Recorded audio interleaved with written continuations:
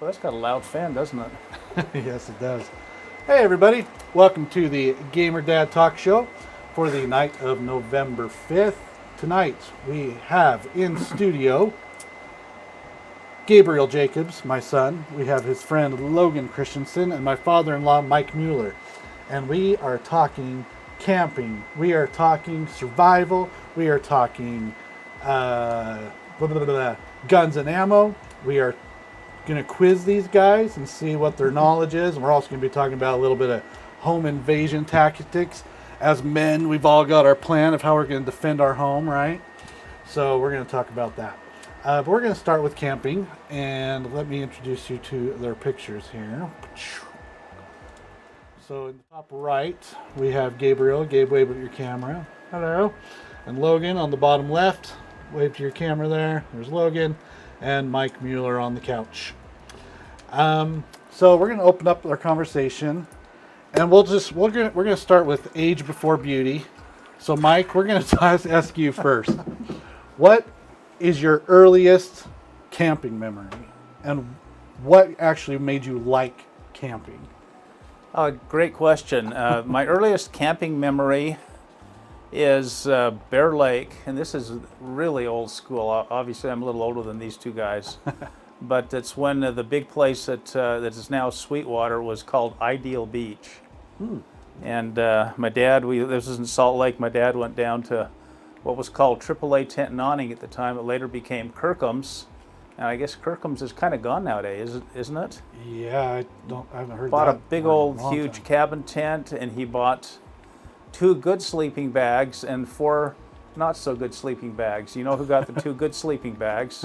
It wasn't the kids. Nope, So, Mom and Dad. but this was the middle of the summer, so it wasn't too bad. So we camped up at Bear Lake on the beach, and I thought I must have been 6, 7 years old. I thought it was absolutely incredible. Just to be out in a tent, walk around the beach at night, get into the water, although Bear Lake is pretty cold even in the middle of the summer. Did you see any snakes? And so that was the introduction. Then we did the same thing. We went up to a complete different experience going up to Mirror Lake Road. I don't know where we camped, but someplace up in the mountains. Got quite a bit colder at night, but that was my introduction to camping and the outdoors, official outdoors. And you loved it and were hooked right away? I loved it, yeah. After that, you go into scouting, and I can remember going up the scout camps, freezing my tail off. I remember taking that same sleeping bag I had as a kid to a winter camp up above Camas. I forget the area up there, and literally melting a hole into the snow through the tent because the pad I had went flat, and just laying in that thing at night praying for the sun to come up. Shivering away. That hasn't scared me away since, though. So. Well, that's good. All right, Gabe, how about you? My earliest memory camping, I think it was probably a family camping trip. I think it was Butterfly Lake or Butterfly Reservoir, something like that. I remember I don't know that. if you guys remember that, but that was probably my earliest one. We made some t-shirts, got out there. Oh, yeah. I remember it was just really pretty. There was lots of algae and moss all over the water. Lots of little ponds and puddles everywhere. Did we do some fishing and stuff, or was it? I think we did do fishing, yes. That's awesome. I can't really remember a lot of else what we did there. I was pretty young, I think, but... You were young. Did you remember being scared? Were you loving it, or were you kind of apprehensive? I mean, you weren't a nervous kid or anything. No, I was definitely thinking about animals out there and what could eat me and rip me apart, but I don't think I was very scared. I was enjoying it a lot. Yeah. Do you remember that scout camp you and I went to? We heard scratching on our tent at night. Yeah, I must have. I think that was pretty soon after that, probably. I think so too. That was pretty sketch. It Yeah. was definitely an animal. We don't know how big it was, but Gabe and I both woke up and were like, hold completely still. Just sniffing and scratching noises outside the tent. Try not to smell like a sausage. Yeah. All right, Logan, how about you? What was your earliest memory? My earliest memory of camping, it was with my family, and it was pretty early. I'm thinking 3, 4, but I can't remember the exact location. It's just kind of a memory. But I had 2 older brothers, so those guys were definitely super influential in my life. And my dad was super outdoorsy, and he grew up hunting, and he had a bunch of brothers as well. So I had a lot of uncles and all that. And we had a property up in Duchesne that we'd go to all the time. So that was a lot of my early experiences being in the outdoors, just being up at that property. But that's where I had a lot of fun. Like, I just sit and wait and watch squirrels with my BB gun. I was just like super patient. I didn't say a word. I was just like a peep. But it was pretty fun. Me and my brothers got into a lot of fun little activities up there, but yeah. Nice. I was not raised by campers. I think my earliest one was like literally spending one night in a little pop-up tent with my sisters, my dad, outside of a RV in Lake Powell. And I mean, that is like it until scout camp, literally. I mean, we did no camping. So I wouldn't say I'm an outdoorsy guy. I'm definitely a city boy. It would have been nice to do some of that stuff, but I was so grateful for like really great scout leaders, young men leaders who knew what they were doing. So I never really had to doubt my safety, which was good. All right, so Gabe, when did you really start enjoying it? I mean, it's like, okay, well, let me rephrase this. When you had to start doing the work yourself, did you start liking it more or less? Ooh, that's a good question. When I was younger, I always really hated packing up and setting up tents and all that garbage. I was not a fan of that. I always liked camping, and I feel like I didn't mind like helping cook meals and things like that, helping start the fire. But I don't know, squishing all them nylon tents into the tiny little bags and things like that I did not like that at all. No, that was obnoxious. Yes, but I think I always enjoyed like camping, hiking, and things like camping activities. All right, Mike, we'll go to you. So same question. When you started doing, you had kids, and you're like, okay, I'm the man now. I'm in charge of keeping all these kids alive, and I've got to pack all this stuff in. I got these whiny girls who don't want to carry anything.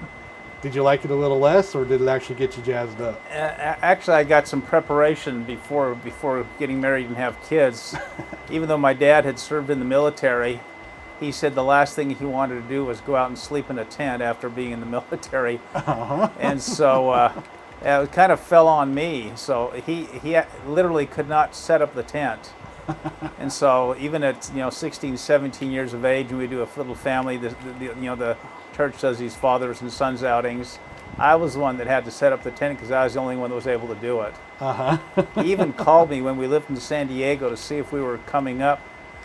I was down there in school before school started in August because my youngest brother wanted to go to the fathers and sons outing, and he needed some help to set up the tent. So we drove up and spent a week before school started up. But actually the girls were pretty good. For the most part, it gets to be a challenge. We did a neat little trip with our 2 oldest daughters when they were, I think, like 10 and 8, where we did a backpacking trip, my wife and I with them, going into the Murdoch Basin up in the Uintas. And they had a lot of fun doing that. They all had little tiny backpacks with, like a sweater and a canteen, and we carried the rest of it in. Mm-hmm. And every night we had a massive thunder and lightning storm, and we were in 2 separate tents, 2 little 2-person backpacking tents. And they would come in crying, "Can we come into your tent?" So they come into our tent, and I had a little tiny gas stove, so we'd heat up some water and make some hot chocolate for them. Nice. And they were just fine. But they did really good, and as the kids got older, I think they all kind of knew what they had to do. Yeah. So, but when you're doing it, for most of the time we had 4 kids and the 2 of us, so 6 people. It takes a lot of planning, food and yeah. meals and making sure you have the equipment, and it got more difficult after 2 more kids came in. So, Yep. but like Gabe kind of mentioned, we had a number of family campouts like that, not just with the family, but extended, in-laws. You'll remember that, Nick and Gabe. Yeah. And I think it worked out really well. Every family was responsible for themselves, and we had take turns doing meals and stuff like that. And I thought it always worked out well. I would agree. What are some of my favorite camping memories are with your family, with the in-laws, the sisters-in-law, John. It was just different, I mean, scouts are great, but boys are kind of stinky. Yeah. And like I said, I had really good leaders, but it was just nice to be up there with my boys, feeling like, yeah, I'm the dad here, but I don't have to do this all myself. I don't have to be this great outdoorsman, because I was with guys who had experience, and it was really kind of nice. So I just got to show up, help out, help out whatever I could, and those were really good memories. All right, Logan, how about you? When you started having to do all the work, was like, okay, you were just kind of raised that way, so you were already probably used to it a little bit, right? Yeah, I was definitely used to it a little bit, but my brothers would definitely do a little bit more. But yeah, no, it was hard to get used to, like, growing up, just because I was like, I want to play. I don't want to have all this responsibility.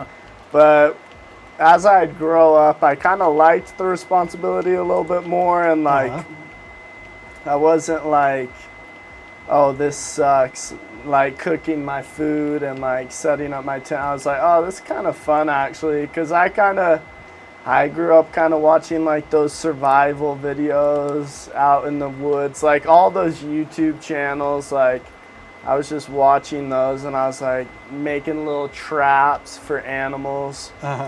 Like the Mountain Men, on History Channel. I loved that series. That thing was sick. But yeah, I kind of enjoyed it once I grew up a little bit, but definitely when I was younger, it was a little bit more difficult for sure. That's awesome. Okay, so favorite places to go. Mike, what is your absolute favorite place to go camping? Oh man, that's a great question. I really, some of the best trips I've had have been backpacking up to Kings Peak. Instead of coming up through the Henry Fork drainage, going over to Duchesne area and coming up that east side, what they call the Uinta River drainage, and going up the Chain Lakes. And that's a rough backpacking trip, especially as you get older and out of shape, because you're climbing about 5,000 feet in elevation in the first 4 or 5 miles. It's just switchback straight up. But getting up to those lakes up there that rarely get fished, and then getting up to Kings Peak and South Kings Peak, the two highest peaks in the state. That's a totally different experience than a camping trip. Yes, that's real camping. But those are fun. You go up there for 4 or 5 days. You get to see a lot. You learn a lot about yourself and the people you're with. And great scenery. If you get there at the right time, you get to the point where you're so tired of fishing, catching fish, you just stop. And you usually end up going through. We usually would use flies, and we'd go through 5 or 6 flies. They So just tired of catching. tear them to. Yeah, can you believe that? But and it's such beautiful country up there too. I love it. Just very nice.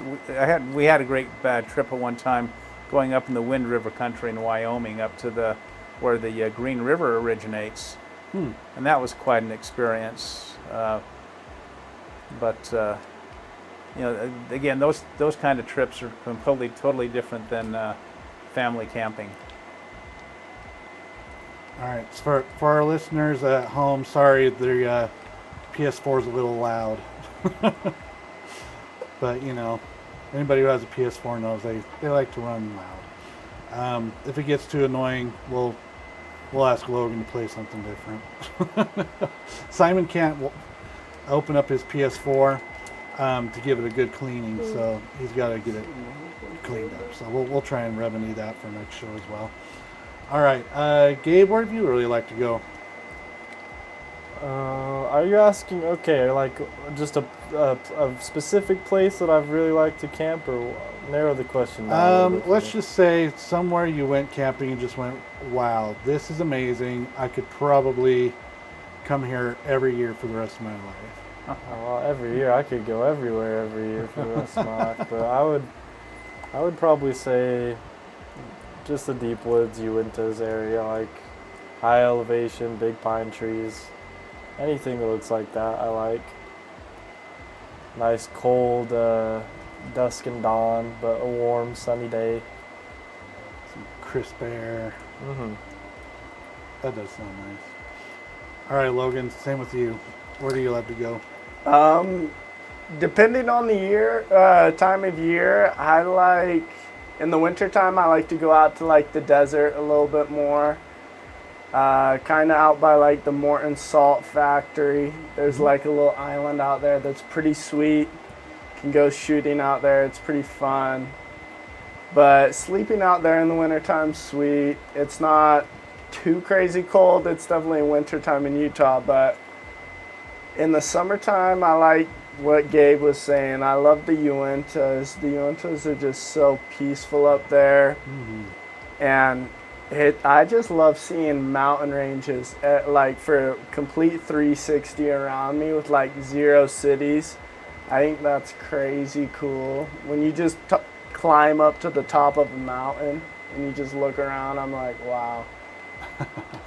But that's probably my favorite places to go, depending on the time of the year. All right, nice. Okay, so last question for camping before we get into some survival talk. What is the longest you have ever been camping? I've only done, like scout camp for like 4 nights, 5 days. Have you ever gone longer than that, Mike? I'm trying to think. Up in the Wind River, I think we were gone for 7 days, 7 or 8 days, and that was a little unusual for scouts, but we did that on our own. After that point, it becomes challenging because you've got to take quite a bit of food with you and supplies and equipment. Oh yeah. Because you're generally not going to be able to forage anything legally, at least up in the high mountains, unless. You just got to carry everything with you, so it gets problematic after a certain point. Unless you're a serious survivalist, you know how to live off the land. Yeah, you do what the lightweight backpackers do, where they're taking. I think there are these pills loaded up with some seaweed that you take instead of food. Uh-huh. And I go, oh, no thanks. That's Even freeze-dried food sounds like a banquet compared to that. Yeah, it's a hard pass. Seaweed pills. Wow. I think they're called spirulina tablets or capsules, something like that. Yeah. It didn't sound attractive at all.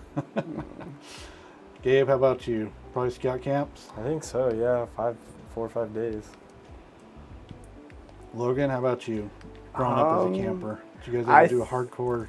I think I did like a week-long scout camp once, but that was with like a group of kids and stuff. But one time I was down on the Snake River and my family was up there. My brother and his wife were river guides, but I was just visiting them with my family. And then my brother and my dad went back home, and my mom was going to come up the next weekend. So I set up my hammock down by the river, and I was just, I took a bunch of canned food and stuff. Like, I had a little box of it, and I was like, I have 7 days prepared. I'm ready for this. And I was like, wow. I was just sleeping down by the river, and at nighttime, I was like, it was the first time I was alone, too. Mm-hmm. And I was like, this is definitely a little more scarier than I thought. And I heard like weird things across the river, and I'm like, oh. I'm just like, it's interesting. But I spent that week there, and it was pretty cool. We ended up floating the river at nighttime with my brother and his wife. That's And cool. we floated like 2.5 miles to a hot spring. But I like kind of got hypothermia because I didn't have a wetsuit on. And they were pretty far ahead of me. So I was like 30 feet behind them, and I'm just like kind of shivering. And I eventually catch up to them, and I make it in there. But I was a little scared for my life a little Yeah. bit. But it's good to have those experiences young, I think. Seriously. So we've been reading a book with Bingham last month or so. It's called My Side of the Mountain. Mike, did you ever read that book? I'm familiar with. Is that about the skier? No, it's about a boy, probably 15, 16, maybe 14, the sounds of it. I'm not exactly sure when it takes place. It kind of feels like the 40s or something like that. Yeah, it does. It does ring a bell. And he just goes and lives on a mountain for a season, and it's everything he's got to learn, what he can eat, what he can't eat. It's kind of interesting, but I mean, it's all right. He's really liking it, but it's like, man, I don't think I could ever do this. This is pretty intense kind of stuff. So, survival. We've got a really fun quiz here. I'm going to talk to you guys about, and we're going to see how well you do with this one. So, the first quiz actually has answers. The second one, funny enough, when you click on reveal answers, it actually doesn't show it to you. It takes you to some sales pitch. But we're going to use it as a discussion point. But, all right, so question number 1 of the first quiz. Which of these, they're all multiple choice, so this will be easy, but the first one kind of sets the tone. Which list of survival needs seems to be prioritized in the correct order, okay? So I'm going to tell you here. So A, locate water, build shelter, address injuries, build a fire, locate food, okay? B, address injuries, build shelter, find food, find water, build fire. C, locate food, locate water, build shelter, build fire, address injuries. Or D, address injuries, build shelter, build fire, locate water, locate food. What do you think, Gabe? that was a lot. I want to say B or D. I can't remember exactly what B was, though. All right, injuries, shelter, food, water, fire. You're comfortable with that one, or did that you was like B or that was that D? was B, and then D was injuries, shelter, fire, water, food. Yeah, I think that one D then. All right, that is the correct answer. Well done. That was D. That was D. Oh, B. D. As in Yeah, that's dog, what. delta. Yeah, because that's generally what you're taught in survival. Is Yes. first thing is if you have injuries, take care of those. The next thing is shelter. What they call the rule of threes. Exactly. Very nice. Do you know all the rules for threes? We're going to go over them here, but 3 Okay. minutes without air, right? Yep. 3 hours without shelter. In like harsh conditions. Yeah, 3 days without water and 3 weeks without food. Yep. Very good. very nice. I am impressed. Bam. All right, so it sounds like you guys are ready for this. So these next 3 questions will be easy. So Logan, will throw it to you. Sweet. By those rules of 3, without shelter and or fire, you can die in as little as 3 minutes, 3 hours, 3 days, 3 weeks. 3 hours. That is correct. 3 hours. All right, Mike, by the rules of 3s, without food, you could die in as little as 3 minutes, 3 hours, 3 days, 3 weeks. Without food, 3 weeks. It's pretty awesome. I mean, our bodies can handle a long time without food. It's Yeah. Now you're suffering the last little while. Oh, I mean, you're yeah. not necessarily. no, you're not happy. You're not thriving. That's for sure. This is easy. All right, and then Gabe, back to you. Oh, by the rules of 3s, without addressing medical injuries, you could die in as little as 3 minutes, 3 hours, days, or weeks? Minutes. 3 minutes. That's right. You can bleed out. Nobody wants to bleed out. Well, I'm not going in there yet. And the last one, without water, we'll throw it out to the group. Minutes, hours, or days without water. 3 days. 3 days. 3 days. Excellent. All right, we're going to get a little harder here. A good way to procure water is to A, cut up a bunch of plants, squeeze the sap, and drink it. B, making a divining rod from a forked stick, walk around until the stick dips, and then dig in that spot. C, kill some game and drink the blood. Ooh. Or D, walk downhill. Walk You downhill. said harder? I think one of those was water. Yeah. Could you survive off of drinking blood? Do you think it would hydrate you? Plant enough? juice. No. Probably not. Probably make you far thirstier. All right. The best food source available in the wilderness are A, mushrooms, moss, and fungal growth. B, small green leafy plants. C, insects and small furry animals. Or D, grasses and the bark of young trees. Ooh, I think I'd settle for the small furry animals. Yeah, bugs and small fur animals. Bugs too, yeah, actually. I like that. You concur? All right, that is correct. There are many, many poisonous plants, but almost all fur-bearing mammals and insects with 6 legs are safe to eat. Yeah. I wouldn't go chewing on too many spiders. Ugh.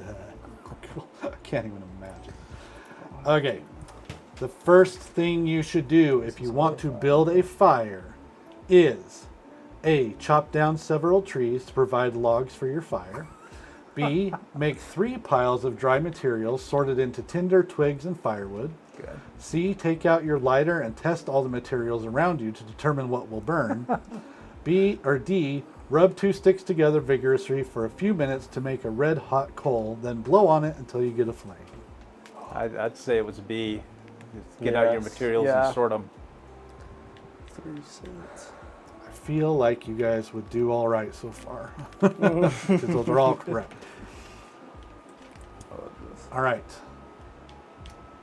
The key to building shelter from the cold is that A, it is so small that you can barely fit into it. B, it is located on the banks of a flowing stream. C, it is constructed from only dead plant material so you don't have to kill any trees or plants. Or D, it is in a field so that it can be warmed by the sun. I'm sorry, repeat. What was the first one again? Yeah. Build it so it's snug. Does it conserve heat? I think that's the first. Is that the first option? Yeah, the first one is it is so small that you can barely fit into it. Yeah. B, it's located in the banks of a flowing stream. C, it's constructed of only dead plant matter. Or D, it's in a field so it can be warmed by Yeah, the the sun. first one, for sure. Yeah. Very nice. The smaller your shelter, the better. Your body heat will help to warm it. Yep. Very nice. All right. Number 10. The best way to render water safe to drink is A, remove your t-shirt, sock, or other cotton material and use it to filter the water. B, leave it out in the sunlight so the sun's UV rays can kill any microorganisms. C, boil it. D, add green grass and leaves to allow the plants to naturally kill any microbes. C for me. Yeah, I'd boil it. Boil it. Yeah. You just want to Definitely. boil If you didn't have a filter or any tablets, boil it. 100%. That's the only sure way to actually kill all the little germies in their microbes. Gotta heal my bro. All right. Well done. Boiling it. All right. You're hiking and suddenly realize you've become lost. Night is fast approaching and the weather is getting cold. Rain is starting to fall. The best thing to do is choose a direction and start jogging in hopes of finding civilization before the storm hits. B, stop, build a big fire, and await rescuers. C, start collecting rainwater because you may need it later, and if you can find some food to warm you up. It's going to be way too hard to figure D, this out. start looking for some shelter from the rain as you dial 911 on your cell phone.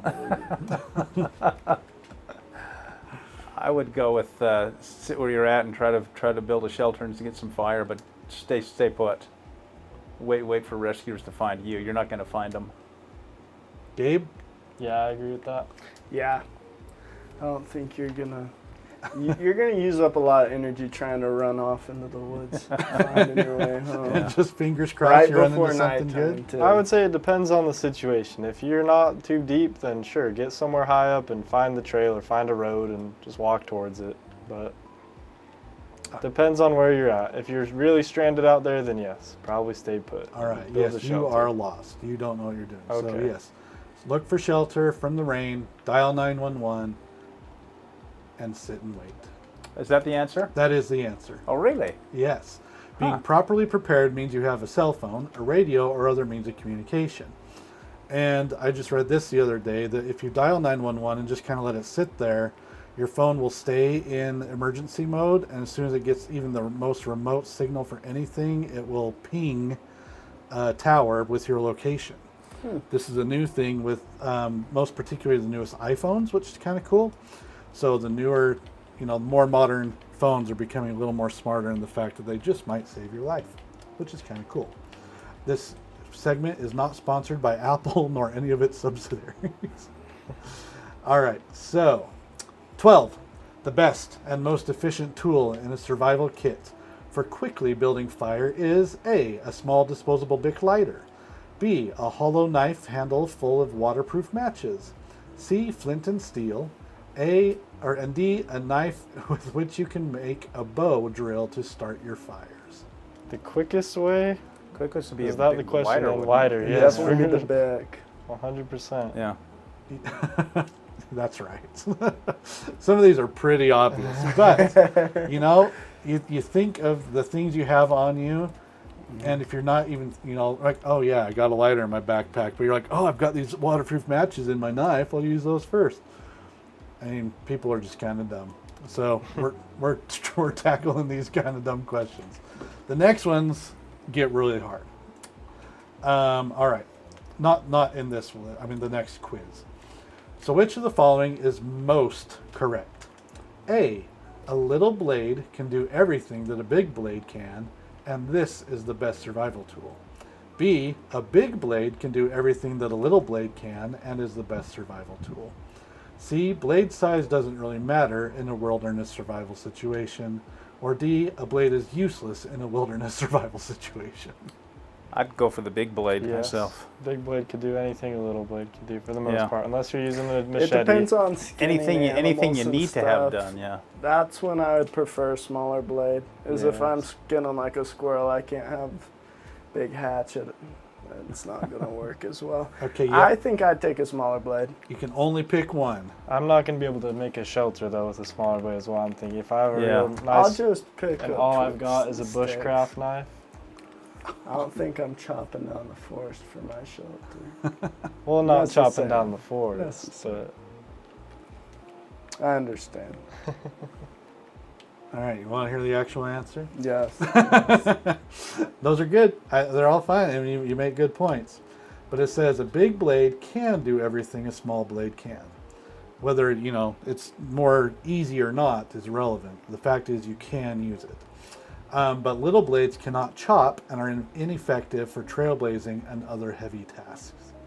So you're not going to be chopping down any trees, any, shelter stuff with a little blade.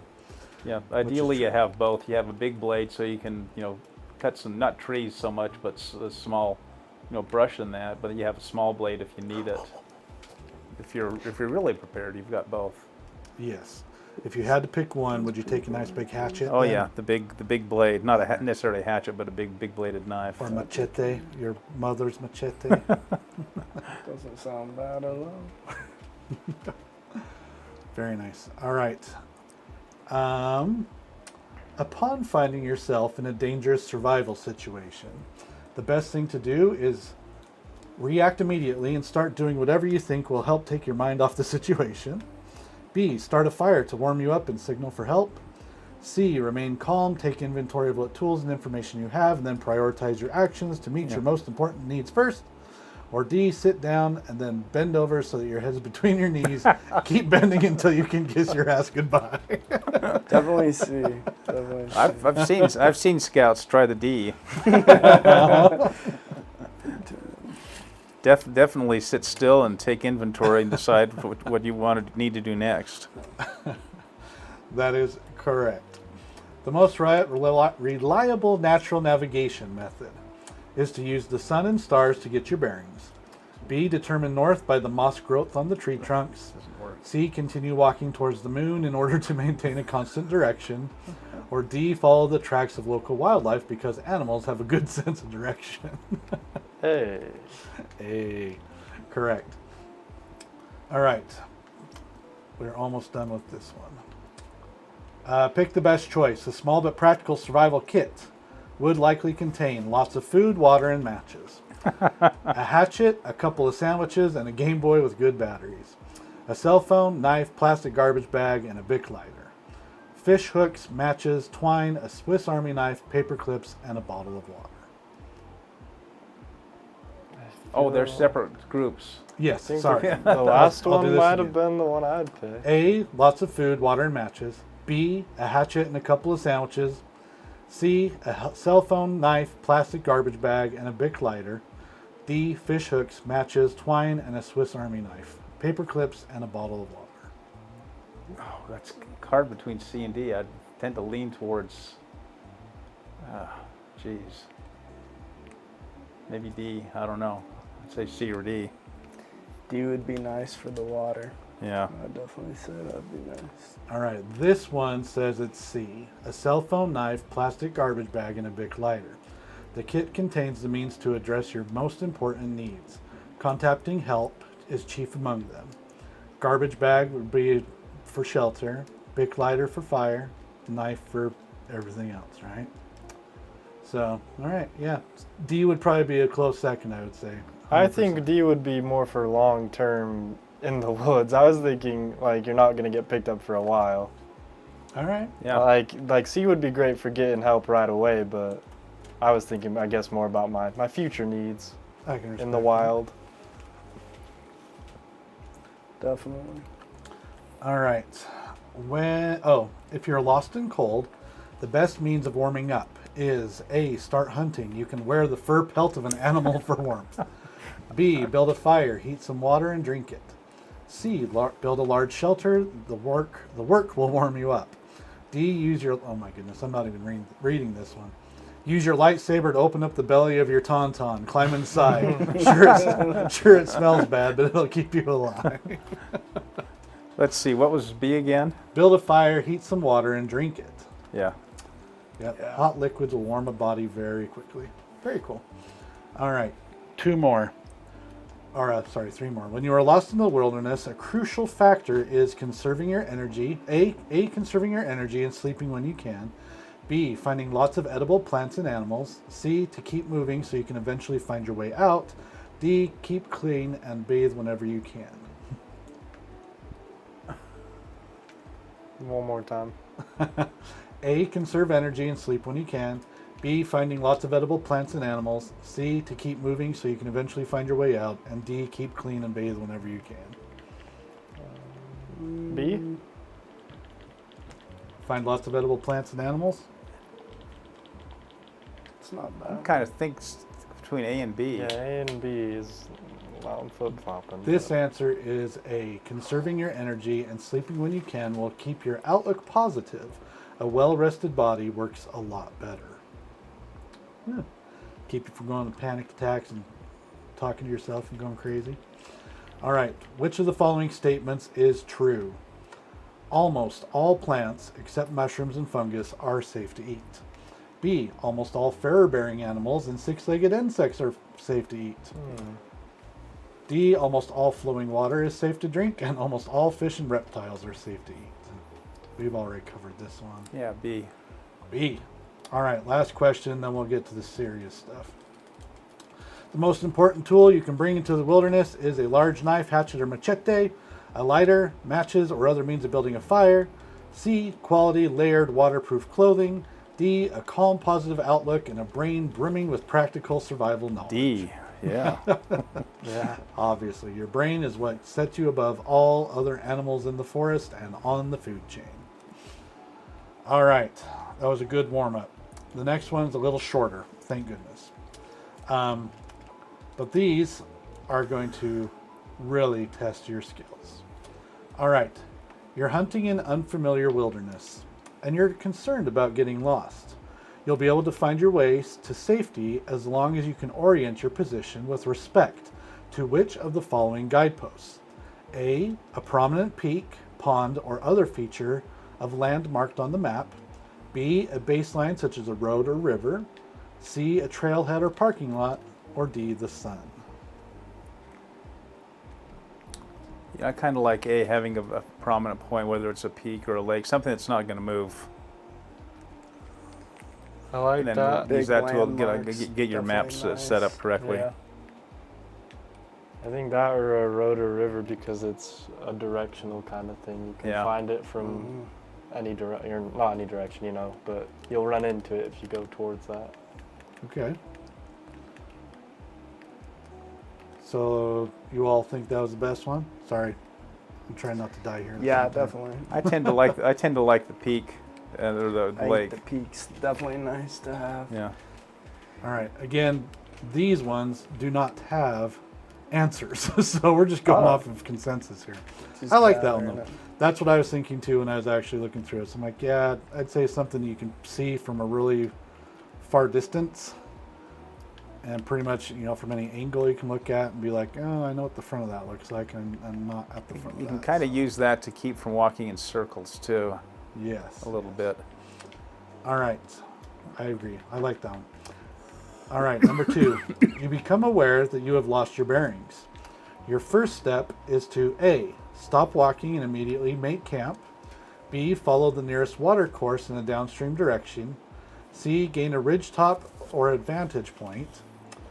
D, mark your position and try to navigate back to the last place that seemed familiar. What was A and B again? A is stop walking and immediately make camp. B, follow the nearest water course in a downstream direction. C, gain a ridgetop for advantage.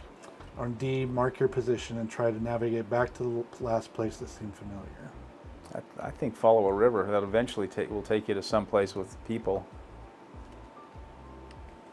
But I might go back to the last place I remember and just kind of see what I see there, honestly. I feel like this all depends on your setting. Like if there's a nice vantage point really close, I might just go there immediately. Just take a quick climb. If it's like a 30-foot, boulder that I can just get a little bit high up on and see around me, and it's a walk away. But yeah, that's a good answer too. if there's not water, I'm just wondering what the situation is. Are they all equal distances away from me? I just have to choose one right now.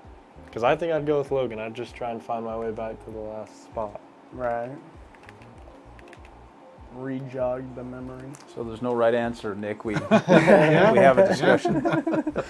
That's good. Anybody out there who's going to be watching this, you didn't hear it from us if you are dead and it didn't work.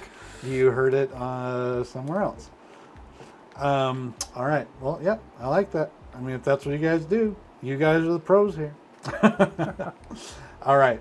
3, you know that a calm, clear-thinking head is your most important survival tool, and recognizing the first stages of panic can help you regroup and focus.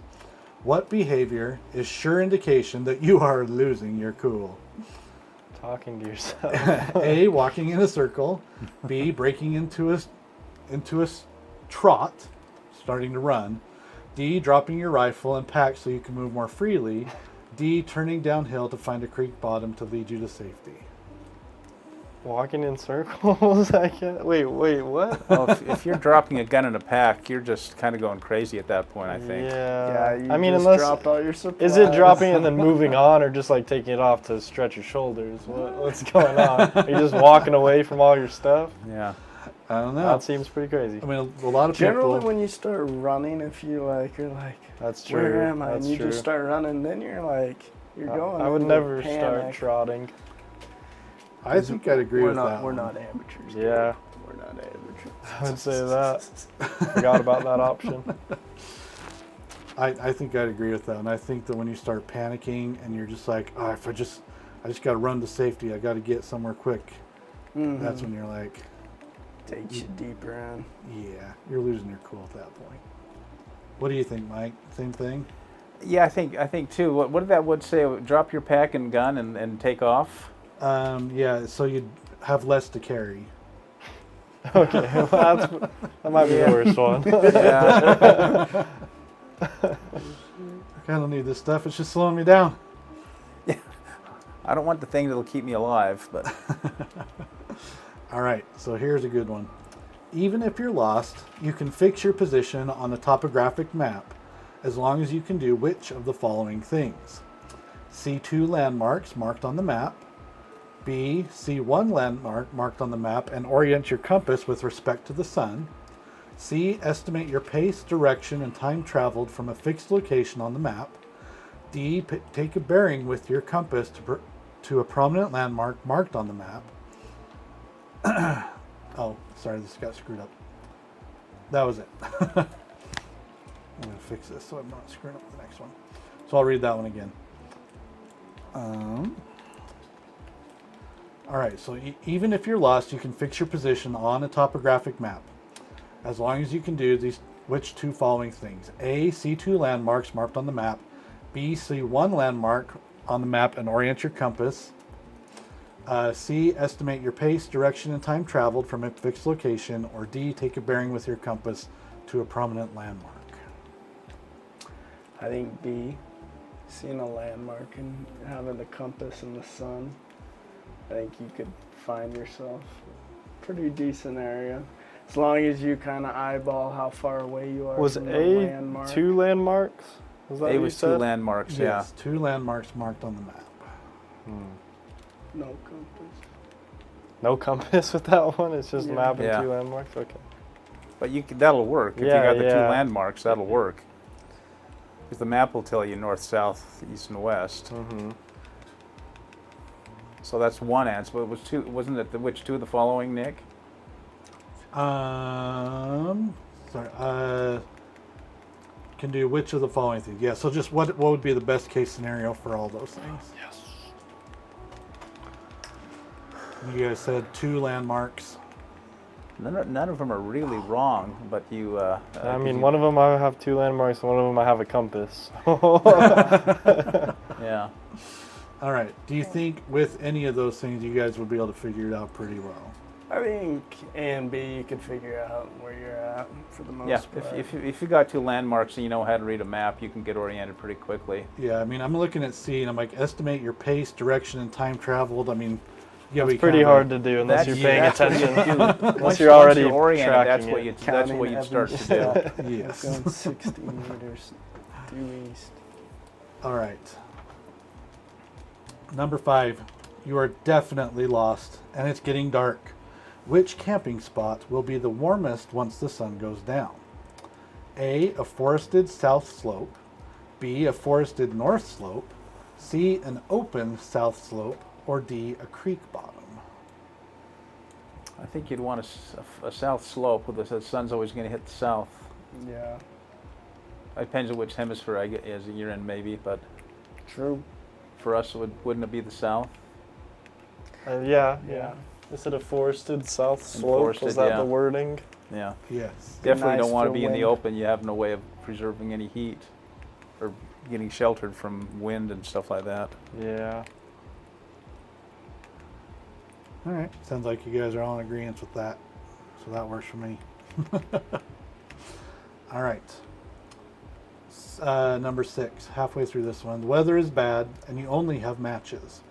Which of the following fine kindlings will not reliably ignite? A, hardened resin blisters found on the trunks of spruce and pine trees. B, the lichen commonly known as old man's beard. C, shredded birch bark. Or D, shaved inner bark from a poplar tree. Oh, this one has an E, dry grass. What was B again? The moss, lichen? Yeah, the lichen commonly known as old man's beard. Yeah, I have no idea how well that burns. I've never tried that, but the others are all, I mean, those knobs on the tree are like gold. That's like burned a long turpentine. You time. can make torches and all sorts of stuff with that. Hmm. Birch bark burns up really quickly. I don't know, just don't know about lichen. Yeah, old man's I don't beard. think I've ever lit old man's beard on fire either. I wonder what it looks like. I want to look it up I someday. mean, dry grass will Isn't burn, it obviously, and stringy? the inside. Yeah, I I think think it would it's look stringy. like moss. Yeah, just like fluffy moss. But I've never really tried using that. I don't think. I would not. There's not a lot of waste- that in Utah. So I'd waste say, my precious. and fuel I'd on probably that. say if any of those like that could possibly still be wet, Yeah. obviously. But yeah, the blister is probably gonna light right up, even if it is a little wet, right, Mike? Yeah. Yep. So, yep. All It's right. actually loaded with, I think they're loaded Like with dry turpentine if it's grass? pine. Yeah. It's like the, what do they call that? Wood that's kind of petrified off a pine tree. There's a name for it. The shavings just light up like you poured gasoline on them. I forget the name of the, I can't remember the name of that. I've got a bunch at home. All right. Cool. All right. 7. You've been lost for hours and are growing hungry and weak. You're spending the night without a fire, and in your pack you have an energy bar, an apple, and a stick of salami. Which should you eat first? The energy bar, the apple, or the salami?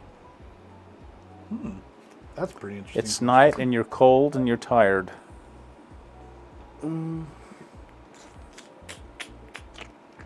I would eat the apple before it goes bad, but I'm thinking apple, but I Have a wonder if you little need bit an of energy time. bar to give you a boost of sugar to kind of push your energy up a little bit. I don't know. True. What is an energy bar? Is this just a granola bar? Is this like Yeah. The last thing would be, what is it? A stick Salami. of salami? Yeah. right before bedtime. That's a really interesting question. It is, right? Yeah, my initial thought too was the apple because that could go bad or spoil, but I wonder if it's night and you're cold, you want some little bit of energy to get your body heated up a little bit. I don't know. That's good question, really. Yeah. I'd probably go apple for me. On mine. I'll settle for an apple. You go with the apple. Oh my gosh, this guy's so cheap. Worst.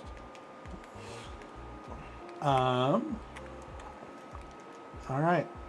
So the apple will give you a quick burst of sugar. That's Salami true. will probably sit in your stomach a little longer. Plus, gives you the protein your body is craving. And then the energy bar would probably be better for like a long-term kind of thing, like maybe the beginning of the next morning or the day or something. I don't know. Yeah. Gonna ration that one a little more. Yeah. Yeah. One bite. All right. I don't know. Just eat something. Definitely. All right. The temperature plummets, and you have nothing left in your day pack to put on. What's the lightest weight garment you could have brought that would significantly conserve the heat your body generates? A, a down vest. B, a wind shirt. C, a wool union suit. With flaps in the back. I guess so. Actually, wool is I'd go with the wool. Wool is the way to go. Yeah. If Definitely. it's windy though, the wind shirt would be a lifesaver. Yeah, that's like- true. But Oh, the I'd- lightest. I'd Wool put has the a little wool bit of weight underneath to all it. my Yeah, the other lightest clothes weight to garment be a you little could have bit brought. of A that down vest, a protection. wind shirt, and a wool union suit. Well, a down vest is relatively light too. I guess you have to see what kind of a wind shirt it is. Like a windbreaker, is what they mean? Yeah, I guess. A wind shirt. I've never worn a wind shirt. Yeah. But okay. I'm just whatever. thinking like a windproof jacket with a hood. And Yeah, Yeah. we'll say that. I don't think wind shirts are real. Temperatures doesn't- plummeting now. wind shirts are purely myth. They don't actually exist. All right. 9. As you suffer through the night, you look to the heavens for help. You know that the North Star is the most reliable directional signpost in nature. But how do you find it? A, it is the last star on the ladle of Ursa Major, the Big Dipper. B, it is the first star on the handle of Ursa Major, the Big Dipper. C, it is located beyond the Big Dipper in the direction where the last 2 stars of the ladle point. D, it is the first star on the handle of Ursa Minor, the Little Dipper. E, except for planets, it's the brightest star in the northern hemisphere. Did you say E was the brightest one? E was, except for the planets, it is the brightest star in the northern hemisphere. I think it's E. But you are in the I mountains. think it There are a lot was- of bright I stars. think it was Yeah, and D. The question is, how can you determine what's a planet and what's a... What's a star? Yeah. Because Isn't the isn't a planets planet are a the- star? So planets do not twinkle, stars do. Mm-hmm. Did you? I mean, if you didn't know that, that's the answer. I believe it's That's the the answer? two, the 2 on the handle that would point to it. Yeah, the isn't Big it? Dipper, isn't it? The last star? The last. No, it's the last 2. The last star on the handle is an important star, but I thought it was the last 2 pointed to the North Star as well. Maybe I'm Yeah, that's wrong. true. I haven't looked at that for a while. It's time to get out. At nighttime. That's a good question. If it was nighttime, we would not be in a good place. Let's Nope. just say that.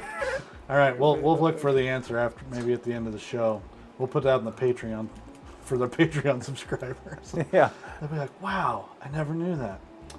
All right. So you guys got your homework to do with your astronomy. Number 10, you made it through the night, but you're still lost. You have to make a decision. Should you stay where you are, signal for help, or wait for rescue? Or try to hike to safety? The answer depends on which of the following factors. A, the likelihood of your being missed and searched. B, your knowledge of the surrounding area. C, the ruggedness of the terrain. D, your level of survival skills. Or E, impending changes in weather. So Gabe, this was kind of your one before, like, well, it's kind of situational. X, Y, and Z could lead to a lot of things. Oh, man, I've been doing this all wrong. Can you repeat the question? Yeah, if there's a storm coming in, like a snowstorm, you might need to find some shelter and get out of there. Okay, yeah, so here's the scenario. You made it through the night, you're still lost. So you wake up and you're like, okay, what am I doing today? You have a decision. Stay where you are, signal for help, and wait for rescue, or try to hike to safety. So the answer depends on which following factors. A, the likelihood of your being missed and searched. B, your knowledge of the surrounding area. C, the ruggedness of the terrain. D, your level of survival skills. Or E, impending changes in weather. I think the likeliest of you being missed, if you're not going to be missed, you've got to do something yourself, a little proactive. But if you're going to be missed, stay put and try to do some way of That's signaling true. people. That's pretty much the most. Yeah. All right, I'd agree I with mean, that. I guess, yeah, what Logan said, though, if there's a snowstorm coming, like, I'm not moving around. I'm not going to go and try and find my way out if I can't see 20 feet ahead of me. Was there a storm coming on this? That was one of the options, right? Impending weather. changes in weather. Oh, So, impending change. That's Yeah. pretty Woke up, broad. You're like, Earthquake. man, I got to get out of There's here. a I see a tornado. storm a coming. What you gonna do?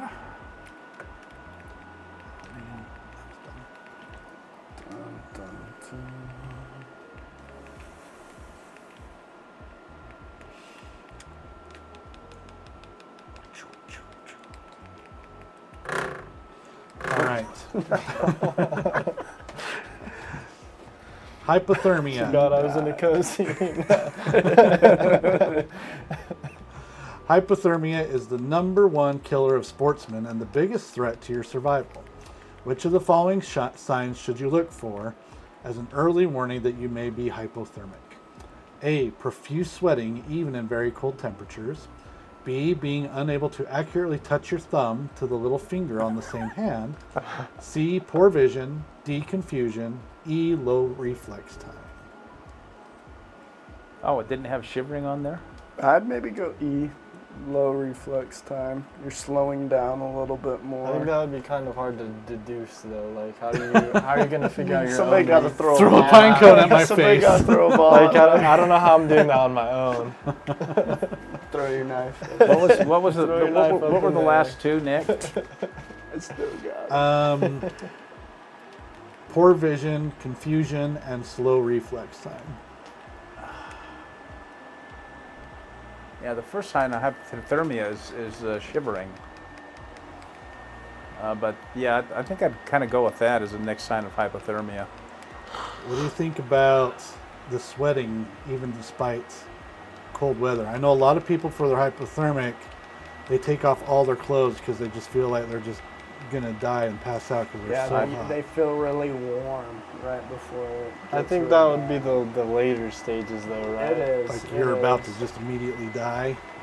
Because you get really cold, and then once you start feeling like warm, Then you just fall you're, like, asleep dead, and fall asleep and die. Not a bad way to go compared to burning alive. Fall asleep and freeze to death. Yeah.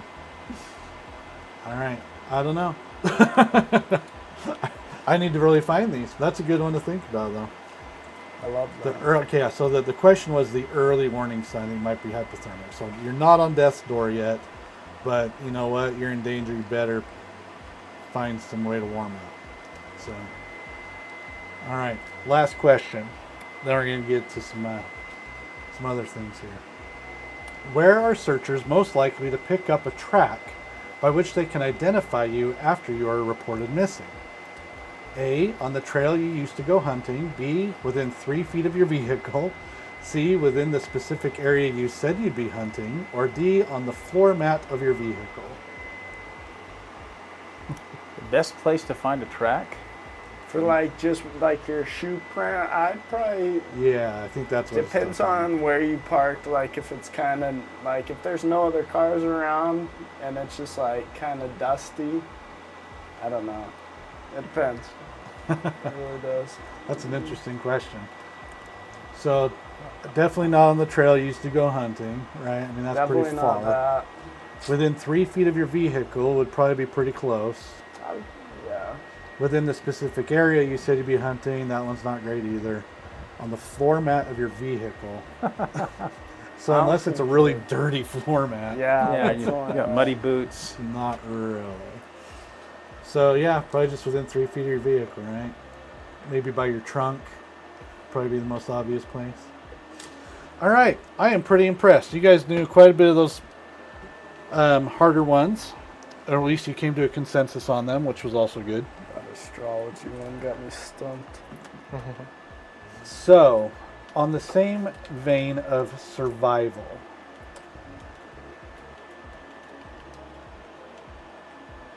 we're going to talk about what's going on right now in the polls. I don't even know who's winning the race right now. I'm not even going to look it up because that'll get us totally derailed here. But there's been a lot of reports about militia people rising up, a lot of unrest. I mean, the National Guard is on call right now, waiting for some horrible thing to happen, whether it happens or not. We won't know about it until after the show because we're in our little bubble right here, safe and sound. Let's say the apocalypse happens right now. What's your first thought, Gabriel? You said what? What's your first Apocalypse thought? happens right Yep, now? right What- now. Okay, Whether what's the event? Let's say Civil War. Unrest. Civil unrest. Civil unrest. So I'm asking, what's the event? Is the martial law declared? Is it just a one day some stuff happens downtown and they say, okay, no one can leave their houses tonight? Yeah, Everyone's let's say locked that in. one. Okay. Well, for that one, I'm gonna get my house. I'm gonna make sure I have all my things secured in all the things that I would be able to take in a car. I'm gonna have them in containers together. I want to make sure that's already done. It should be. But then I would wait immediately. I would wait. Sit and wait. Would you fortify anything? Your home? Maybe slightly, but I wouldn't want to make myself a target. Yes. So just kind of lights off, lay Maybe low. secure the lock on my door, put a few extra screws on it, something like that. Okay. All right. How about you, Logan? So something happened downtown. We got like martial law kind of, right? Yes. And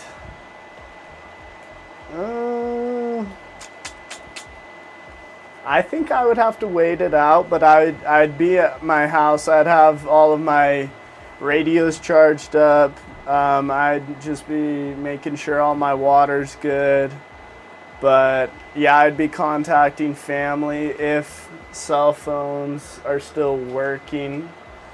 But having those little lines of communication definitely would be key to have set up now before anything does happen. Mm-hmm. But yeah, I do that, load up all my magazines. Most of them are loaded, but I just chillax a little bit, rest up while I can, you know, drink water if it's still coming out the tap, you know, use the fridge, maybe the microwave while I can. But use the nice things, Yeah, that's a good question. So, Michael, same question to you. And you have been fantastic with food storage. So do you feel like you're in a good place with your food storage to at least get you through a couple days while civil unrest is happening? Oh yeah, that's a very, very bare minimum, the 72-hour kit. But I think you need to think long term as well too, beyond just 3 days. I think there's good points that everyone brought up. You know, make sure your house is as hardened as possible. Like Gabe said, get your door jambs with some extra long stainless steel screws so someone just can't kick in your door with a couple of kicks. Mm-hmm. If you're inclined to have weapons in your arms, which I think all of us are, make sure everything's in order. You've got magazines loaded up. Everything's in working order. I think there's also safety in numbers, so you'd want to either communicate with family if they're close by, or even neighbors. So a large group of neighbors can handle, in any kind of a insurrection better than you probably can by yourself. And so if you're all like-minded, I think there's some strength in being with like-minded people that are willing to, protect themselves as a group as well. Obviously, you need to have the basic supplies: water, food, a source of heat if it's wintertime, things like that. Get the neighborhood watch riled up and looking out for each other. Yeah, it's great if you can do it with family, but most of us aren't that close. But you definitely want to have some way of communicating outside of a cell phone. Either get some of the GMR radios. Is that what the GMR? Yeah. Radios, or if you get licensed to use ham radios, and get some proficiency with that, and make sure people that you need to communicate with have those as well too. Because I'm guessing cell phones are either going to be inoperative or the lines will be so jammed you won't be able to get through the lines. That's old school. The cell towers will be overloaded. Definitely. Yeah. All right. So now you got something happens. Okay. Now you've got to get out. You guys have go bags. What's in your go bag, Gabe? What's in my go bag? I've got some clothes in there. At this point, it's getting really cold. I've got like gloves in there. I've got a hat. I think I've got a jacket in there, just like a lower profile, a thermal insulating kind of jacket, just tight fitting, puffy. I've got food in there. I've got my lighter food I keep in there. I don't keep cans in there, anything that's a little bit harder to carry, in a backpack. Yeah. Or a little more awkward to carry. Bars. Not necessarily heavier. But dry food, I have dry food in there and dry meals. I've got some ammunition and I've got like a tarp. I've got a smaller sleeping bag and smaller pad.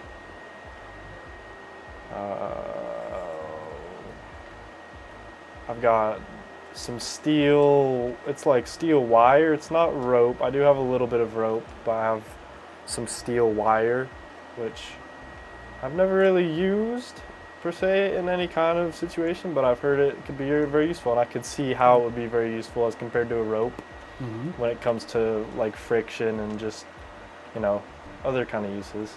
Okay. I've got my medical kit, I've got tourniquet, medical tape, gauze, all those kind of things inside. I've got batteries, flashlight. I think I have maybe a couple candles in there. I have an emergency blanket. That's pretty extensive. Yeah, it's you want to keep it carryable, but it depends on what kind of a go bag. I guess there's a couple different types of I think I'll be right back. bags you'd want to No, I'll have. take you off your microphone. Oh.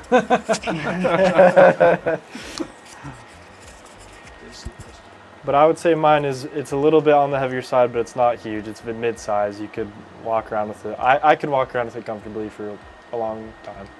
Okay. And it's not a duffel bag. It's a No, it's a backpack. Backpack. It's a hunting backpack, I would call it, probably. All right, Logan, what's in your go bag? In my go bag right now, I have a little like portable fold-up saw that's really nice.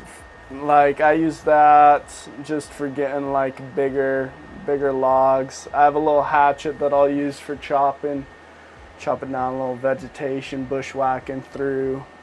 But I keep zip ties in there. I have my medical stuff as well.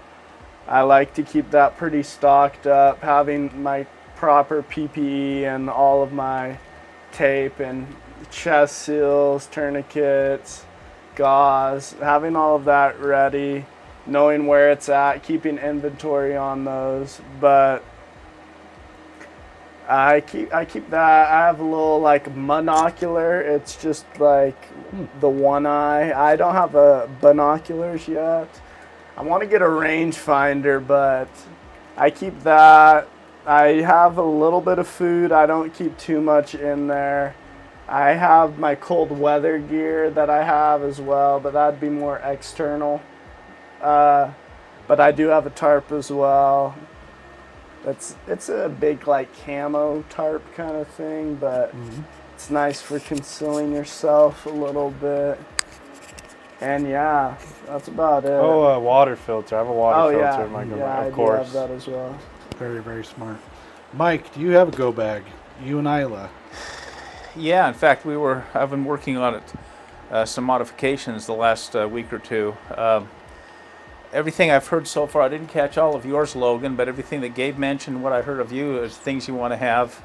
I think one of the points is adapt it, make sure to change it, like Gabe pointed out, to the weather. If it's wintertime, you want to have, some mittens and gloves, a way of keeping you warm outside of an emergency blanket.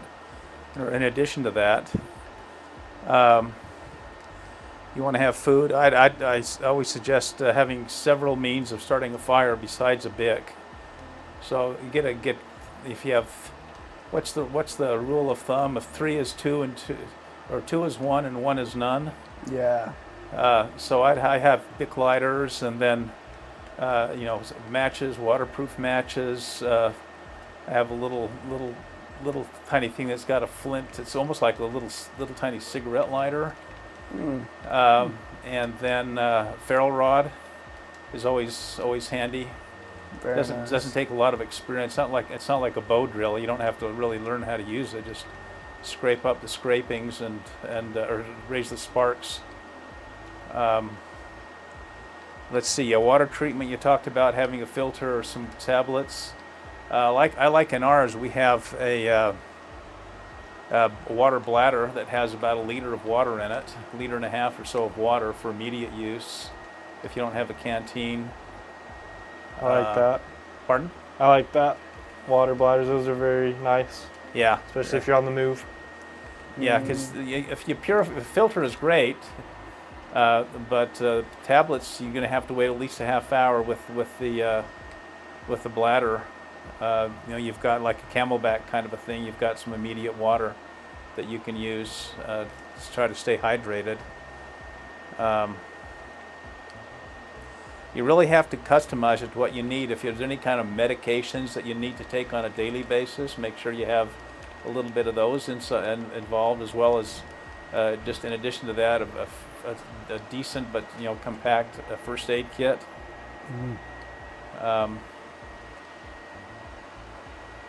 That's really just the only things I could think of. Obviously, I like freeze-dried food for 72 hours or longer. Nice. Well, it sounds like you guys are all ready to go if you need to go. So, One thing I would add into mine that I do have, but it's not like in my kit. It depends on the scenario. But I would throw a gas mask in my kit if there's like CS gas that they're spraying and stuff like that. Fires. Yeah, fires. You need to be able to breathe, But having one of those might be crucial. that's a good question then. What is missing from all of your kits that you would just love to have in there, but maybe it's a little too heavy or just too expensive? Oh, I don't have a gas mask yet. I need to get on that. Yeah. Wait, yeah, to me that's probably going to be less likely than the immediate needs, oh, definitely. but that definitely would come up. I think weight might be a concern because you want to be fairly mobile, so it's not like you can load up a 45-pound backpack like you're going up in the mountains for a week. Yeah. Especially, I mean, if you've got kids or a spouse that's not particularly strong and athletic, you gotta meet the immediate needs, and keep it within a usable weight. There's some essential. Think of a checklist of the essentials that you have to have. I think one thing I didn't hear is any means of sanitation. I do have that. I have some soap. Do you? Some castor oil soap. I keep hand sanitizer for starting sanitizer. fires, but There's some nice little tablets that you can buy that you put some little water on them and they kind of expand, so you can use them to, wipe yourself and clean yourself up, things like that. Huh. You I guys need have some some. of those. Nick, you have some. Okay. They just look like little tablets, but they actually expand into like a 10 by 10 sheet that's pretty usable. Those little disinfectant wipe kind of things.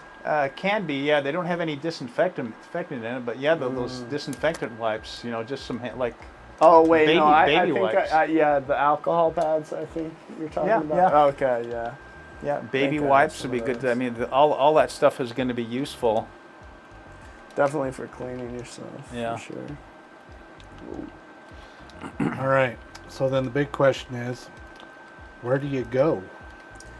That's a hard question. Right You've got the bags. Do you have well, it depends on if you've talked to people and set up a network, and if you have a place that you can go where you're not going to draw too many eyes. But yeah, it just depends, and you got to really think about why you're leaving. If it's in East Palestine, train derailment where you have toxins in the air and stuff, you might have to go to another state, and it might not mean you need all your guns and stuff, but it just depends. It really does. I think meeting up with your let's say village of people, your group of guys, is crucial, and just setting up shop, kind of just see who else is in your area, making allies with everyone you can, try and just keep things civil. But if people want to come steal from you in the night, because they're going to smell cooking food and Oh yeah. they're going to smell that, and when people are starving, they're not going to be so nice, especially if they have kids, because if you're a father and you have starving kids, you're going to do anything for them. And that's where desperate people will do desperate things. So that's why having all your guys ready to go, have them with their communication set up, and have them trained up before. If they can't shoot a gun before this happens, it's going to be a lot harder to waste ammo teaching them how to shoot. Sure. but I'll let somebody else talk. No, you're fine. And you know, for some reason Hey. we think of if there's a disaster, we've got to immediately pick up and leave. And that's, I mean, if there's a flood like they had back with, is it Tennessee with the hurricane? Oh yeah. You know, that's going to be different than suddenly there's an insurrection. And for the insurrection, the safest place is probably stay at home Yeah. as you long do. Yeah. as long as possible. You can you have access to all your weapons. You don't have to worry about weight because you're not carrying anything. Bug in for sure. Yeah, bug in. You know, there's always that nice thought. We have this place in the woods. It's a hardened cabin. I've got supplies up there, and we've got it set up like a fortress. You know, problem is how you going to get there. Yeah. Especially if the highways are gridlock and Yeah, everything. yeah. So definitely bug in and make sure you have everything there. You know, water, food, fuel to heat if you need that. I think one of you mentioned, you know, someone's going to smell cooking. I've read stories of what's happened out, I think it was in Egypt when that went crazy about 10, 12 years ago. And a couple of guys got killed. They had a ton of food, but they were cooking or roasting a lamb. And the people Wow. could smell it. And the next thing you know, they're tearing down literally his walls, getting into his house. So, you know, I kind of like freeze-dried food for that. You just heat up the water, and it's a minimal amount of smell. I don't know how reasonable that is where we live. With, you know, we have chimneys and tall houses and stuff like that. I definitely wouldn't be out on the barbecue or the smoker. No. Yeah, definitely not. Definitely not. Eat, drink, and be merry. Yeah. I guess you could try to have some extra food somewhere. You could just, you know, throw it out to them. You know, here's a couple of 72-hour freeze-dried food that you can use for your family. That's all we have available. So And then rack your shotgun so they know you've got a weapon to. Yeah. yeah. A little warning sounds. I was kind of just kidding about that. It's No, it's when a things get serious to an thing. armed situation, then the whole world is crazy. Oh yeah. I mean, the It's whole cowboy world's times. yeah, time to Yeah. cowboy up. But that brings me to the next point. Is, I mean, if you're out there, you got to get out of town. Is it just like homestead rules? It's just you just try and find a place and hope nobody else wants it more than you do. And I mean, we're talking like not Evil Dead, Walking Dead, and you know, mass hysteria at this point. But I don't know. You know, and that's the scary part. I like what you said, Logan. You know, about forming communities and kind of having like-minded people who you can trust really before anything does happen.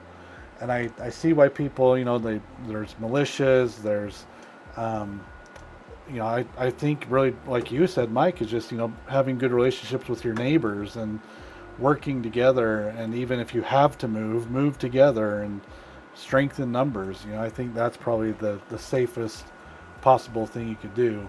But as soon as you just throw on your backpack and you're out on your own, you know, you're probably not going to survive very long, which is kind of terrifying. No, that's definitely more high risk than being in a group where you can, you know, provide some mutual protection. But I think right. one of the keys is going to be just to be very adaptable and flexible depending on the situation, Yeah. and be prepared to make some, you know, changes in your plans pretty quickly. Mm-hmm. All right, so bringing this all back home, let's talk about our defense plans. Every man wants to protect his family. Everybody's thinking, you know, if somebody tried to kick down my door in the middle of the night, would I be prepared for it? What would I be able to do? Would I be able to get to a gun, a baseball bat, whatever your mean of defense is, your mode of defense? Gabe, let's start with you. What is your first thought? Someone kicks down your front door. Someone kicks down my front door. Yep. I don't have anything that I would use except a gun in my case. And can you get to it quickly? Is it kind of... Yeah, I could get to it quickly. I think quicker than anything else. And my house is dark when I'm asleep. I'm assuming this is when I'm sleeping. Yes. So I've got a light on my gun, and I think that takes care of the dark problem and hopefully the intruder problem as well. But I don't know. What else? What else would you have?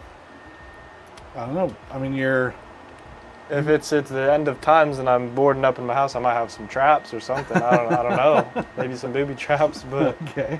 I think for now I don't have those. Yeah, let's just say a regular scenario here. It's just, not the end of times. Someone just breaks into your house. They want to steal your stuff, maybe do you harm. I don't know. So you've got a gun. Would you be frame of mind enough to wake up and to get it? I mean, you got a gun in the mag, or a mag in the gun. Yes, I have a mag in the gun. And I hope I would be in the right frame of mind. I mean, that's the question you ask when the time comes to, if that would ever happen to you, would you be able to react quick enough or think on your feet or even comprehend what's happening? Mm-hmm. If you're straight out of sleeping, then hopefully, I hope I would be straight into go mode. That's probably not realistic though. I'd probably need a couple seconds to really wake up and process it. It's kind of intense to think about. Logan, Yeah. How about you? Are you in a place, or are you with your parents? I'm in a place, I live with my mom right now, Mm-hmm. but what my kind of operation is right now, I have a couple things before it even gets to the firearm. I think it's super key to have early warning devices like a Ring camera. But one thing that I do that you don't need, super simple, even if you're traveling, you can set up, I don't do it with glasses, but you could, if you're like at a hotel, you can stack those little like 3-shot glasses they give you. And if somebody opens the door, you hear those glasses fall, you know it's go time. But what I do in my house is I just will lean a chair up against the door, and if I hear that chair fall in the middle of the night, I know because I'm in the basement, I can kind of hear what part of the house it is, and then I know where the intruder is. But one thing that I have, a little operation, for like if we hear anything, my mom's not supposed to leave her room, so I'm not gonna end up shooting her or anything. Yeah. And I know where her room is, so I'm not gonna be aiming my gun in that direction at all. And how tall she is, I kind of will aim above that as well. But have like kind of knowing those things, but it depends if like I hear them like stealing stuff, I'm gonna go see what's up and probably confront them and maybe shoot them. But if I hear like a couple of them, I might just sit in a dark corner and wait for them to come downstairs and just hold that defensive position and just mow them down. Because then there's a clear case for them, like they're coming to get you. They went downstairs into the basement to come after you. They're meaning you harm. It's a lot less than like you went looking for a fight because some people were in your garage or whatever. But that's kind of what my plan is right now. But I just keep a gun next to my bed right now. I don't have any little kids or anything around, so I can do that. But you have talked with your mom about it. And yeah, and she has a gun as well too. So I told her just to get in her corner, and I'm not gonna come up there, and I'll announce myself too. But even if something does happen, like it's so loud shooting indoors, you're gonna get a little disoriented. But yeah, that's my little operation procedures right now. Well, that's good you guys have talked about it though, and you're aware that it is a possibility. Definitely. But, even if it's unlikely, but it could happen. So it's good that you guys have talked about that together. All right, Mike, how about you? I've done a fair amount of hunting, and shooting an animal is a whole different thing than pointing a gun at a person. I honestly don't know if it came down to it. I think I probably would, but to protect my wife or my family, my kids. But that would be a tough thing to shoot a person. But you need to get some training. if you're going to have a gun, know how to use it. I have one of those safes, or for one pistol. It's right next to my bed. I just need to roll over. It's biometric. It opens up. I've got a 9mm in there with no round in the chamber, but I've got a full magazine in there. It's 15-round magazine. And the way we're situated, our bedroom is the top part of the house, basically the third story. I would let him know I'm ready to go. I've got a gun, and the closer he comes, if I sense that I'm in danger, I'll start shooting. But I know. Think about it. Could you really point a gun and shoot at a person and shoot him? Yeah, it's rough, right? I mean that the whole thing in the military and boot camp is to train you not to think about it. You're just going to do it because it's not a normal, for most of us, I should say, it's not a normal behavior. Yeah. No, it's but yeah, terrifying. Definitely have some kind of a weapon. Both my wife and I, she shoots a little bit. She has her own gun, and get some training so you feel comfortable. At least knowing how to slow your breathing down so you can, be good at trigger control and sight control, things like that. So you're not just wildly, shooting all over the place. You'll never hit anything. And then at some point, be prepared to use it if that's the decision that you make. That's the saying, right? The best gun's the one you never have to use, or absolutely. Like I'd want them to let them know. Said I'm ready. I'm loaded. I've got a gun. I'm ready to go. If you take 2 more steps, then I'll have no choice but to shoot. And hopefully that'll scare them off. Most of them, I think it would, from what I understand from the data and stuff I've read. Nice. All right, so segue into the actual gun. What would you actually prefer? Gabe, you have a handgun. Would you rather have a handgun? Would you rather have a shotgun? Would you rather have a sweet MP9 or something? Well, I'll take a sweet MP9 any day if you're offering. For just regular break-in, what we've been talking about, the main thing that you think about when you think about home defense is over-penetration, shooting your family members, shooting neighbors on accident, trying to defend yourself, and also the loudness aspect. If you're shooting an AR in your house, it's going to be deafening and maybe possibly a bit blinding too if you're not used to that. It's going to just rattle you after the first shot. And disorient everybody, right? Yes, including the attacker. But I think a pistol is something that's good for home defense if you're using the right rounds. They're not going to go through walls as much as a rifle would. A rifle is going to go through multiple walls. A pistol is also very easy to maneuver and to walk around with. You can keep it close to your body. And I don't know, most people are pretty familiar with pistols as opposed to other guns. I would say they would train more with them. So honestly, for home defense, I would pick whatever gun you've trained the most with and you're most familiar with. You know how to address a malfunction, you know how to do everything with it, you know the ins and outs of it.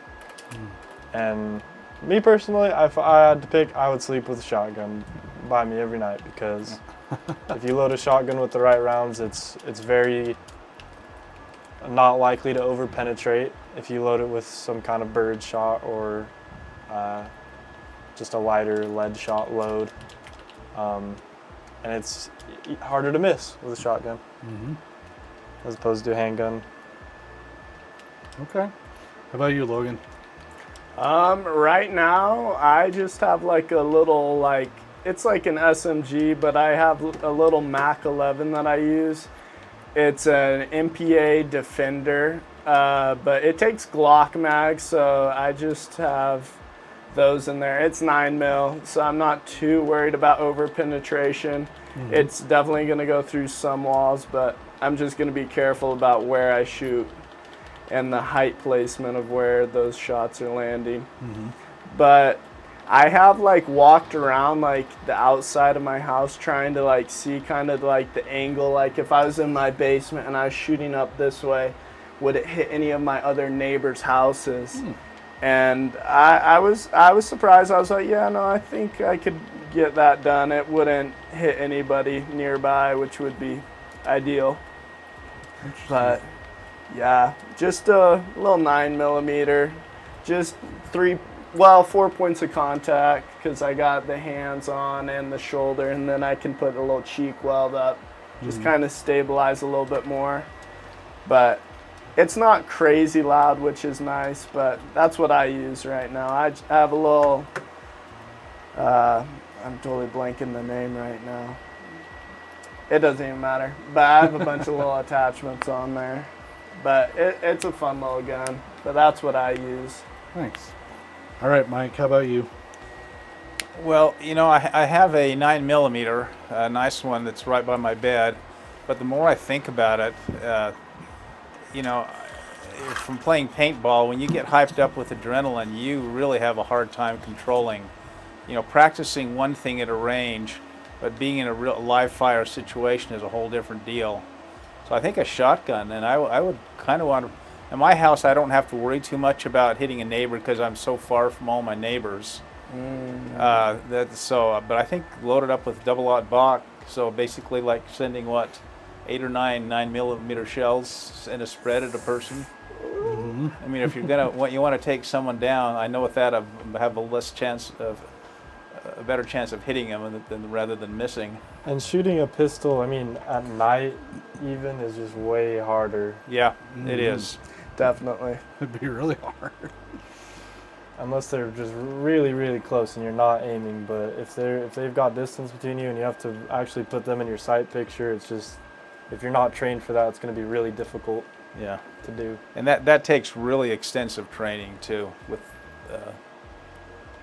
And you just have to do it so often that it just becomes automatic. But that's why I think I would trust a shotgun. I definitely would get a shorter barrel, 18-inch, so you can maneuver it around, you know, corners and stuff like that if you needed to.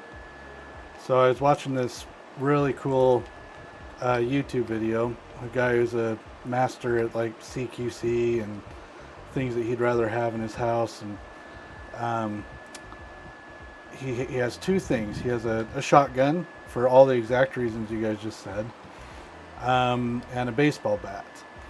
And he says he would grab both of them at the same time. You know, if he's running out of his room, he sees what sets that quick situation. If they look like they could just be scared away, drop the bat, rack your gun, hope they leave, you know. He said the next thing is like if they aren't immediately obviously armed, he's like he would actually rush them with the baseball bat. And I thought, okay, that's an interesting choice. And he used it like not a swinging motion, but he actually held it like this so he could jab with it. Push them away, yeah. Yeah, and he's like, that way it's more like a metal punch coming at you rather than hitting walls and who knows what, you know. And he said it was incredibly effective. He's like, even if you see them going for a gun, you know, hit them in the wrist or something with a metal bat, it's going to really hurt, you know. He's like, I don't know. It was just kind of interesting. He's like, so if you're thinking you're most likely not able, like you said, Mike, to take a human life, at least you've got something, a form of defense that is effective, it hurts, and it can do some real damage, you know. And so I thought that was pretty interesting. I thought it was interesting you brought that up, that, you know, yeah, it would be really hard for me to just shoot without being shot at, maybe. But yeah, I think that I'd get in that defensive mode if somebody took a shot at me or went into one of my kids' rooms, I'd probably be a lot more likely to just pull that trigger without thinking. All right, so those are the guns you'd prefer to have in your home. Those are the guns you'd want to have for defense. What are the coolest guns you guys have ever actually shot? Gabe, you first.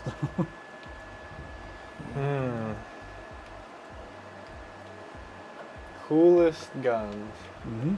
I'm gonna talk a little bit more about shootability and like how I liked shooting the guns. Maybe not coolest at like looks, maybe not coolest to an outsider, but to me, shooting them the way they felt and the way they handled, I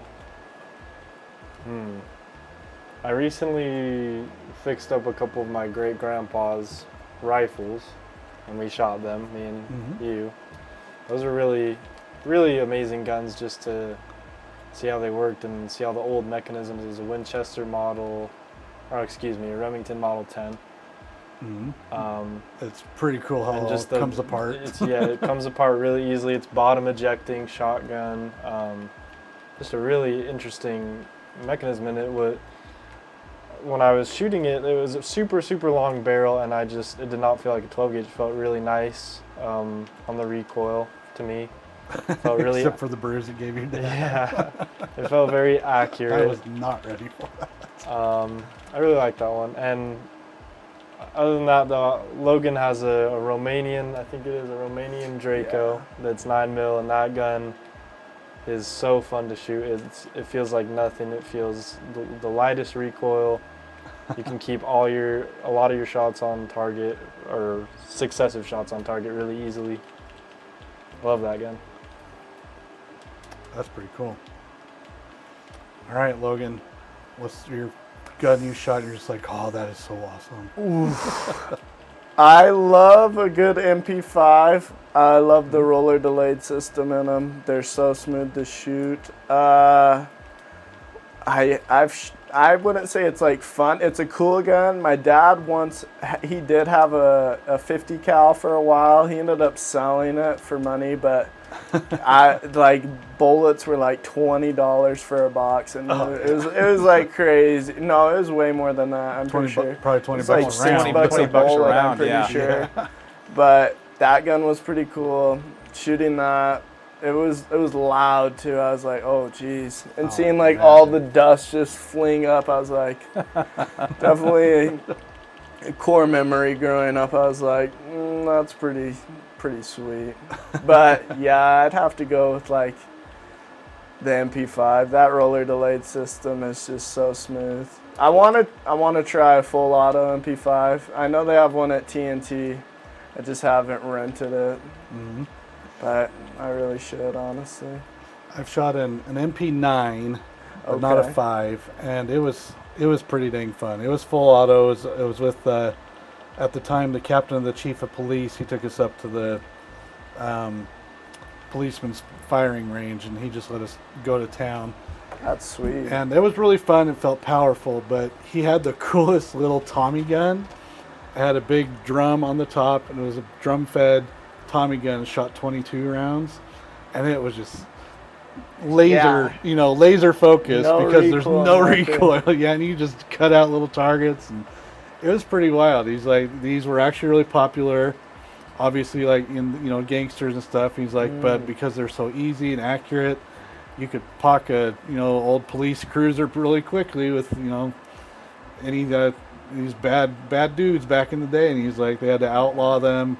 He's like, but they kept a couple on the force and stuff. He's like, and I brought one for you guys to shoot. We're like, this is so fun. That is a blast. Yeah, he was just talking about how rare it is that anybody's ever got to shoot it, and I'm like, that is really fun. Oh yeah, I guarantee it. So not a lot of power, of course, but they were a blast. Oh yeah, no, that's definitely a blast. My next coolest one is probably some muzzle loading rifles. Those have been pretty cool to shoot. Ooh. And I mean, my what are they called? The slug went right into the dirt because I was not expecting such a big kick. I mean, it was so cool, but I'm just like, yeah, that was embarrassing. All right, Mike, how about you? What's the coolest gun you've ever shot? A couple. Well, the MP9, the HK MP9 is a fantastic one. I think if you can find them to buy them, they're probably 25, 30 grand, but then you have to get all the special permitting for them as well too. They're cool. Also an Uzi, which was really cool. That's 9mm as well. They're both 9mm, so your ammo's not too expensive. And that was out in the West Desert, out past Grantsville, over towards Indian Springs area. And did you know who has an Uzi? I have a neighbor, and he's That's all we'll say. actually he's an orthopedic surgeon. That's a hardcore gun guy. Which is funny because he tells me one of the residencies he did was in the emergency room in Baltimore, General Hospital, downtown Baltimore, and he said on weekends that was like a war zone. But he actually had a couple of them. And he had a special vault built into his basement to store his weaponry. But the Uzi was pretty cool. Really, really hard to control. You really had to learn how to control it because it shoots rounds so quickly, and it's a relatively lightweight gun, lighter than I think an MP9. That was just fun. That sounds pretty fun. I'd like to shoot that. I mean, it's such a unique gun. I mean, is it just like a lot of wrist control? Did you actually like two-hound it? I mean, how'd you feel you kind of were managing that recoil With the Uzi? Yeah. Yeah, basically. You see all these guys. What you almost did is you kind of had to grip around the barrel because the barrel would tend to rise up on you. Yeah. So you want to kind of grip a barrel, and it's a small enough gun you can kind of grip the barrel, and some of them would have a handle extension. You could do that, but you were trying to push down the barrel to keep it from rising up too quickly. So it was a little bit tricky. The MP9 is a lot easier to control, I thought. Yeah. But both fun guns. But you can go through ammo so quickly. You can blow off 500-600 rounds without even thinking about it. Oh yeah. Logan, what kind of a round does the MP5 use? That's 9mm. Is that 9 also? Yeah. Okay. It's sweet. I'll have to let Gabe take it out shooting.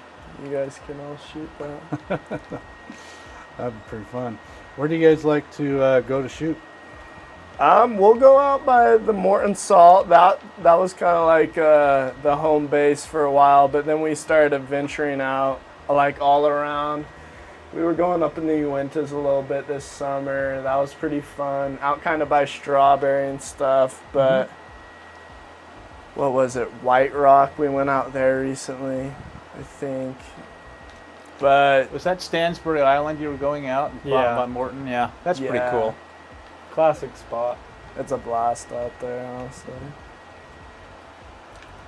What's the next gun you guys want to buy? It's like it's on your docket. Like, this is the one I'm going to get.